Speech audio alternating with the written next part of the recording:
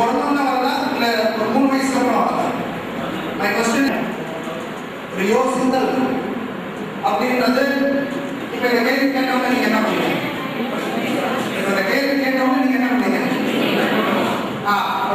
சரி, இப்ப ரெண்டாவது கேள்வி கேட்கிறேன். நீங்க எப்ப கடைசியா திங்க் பண்ணீங்க?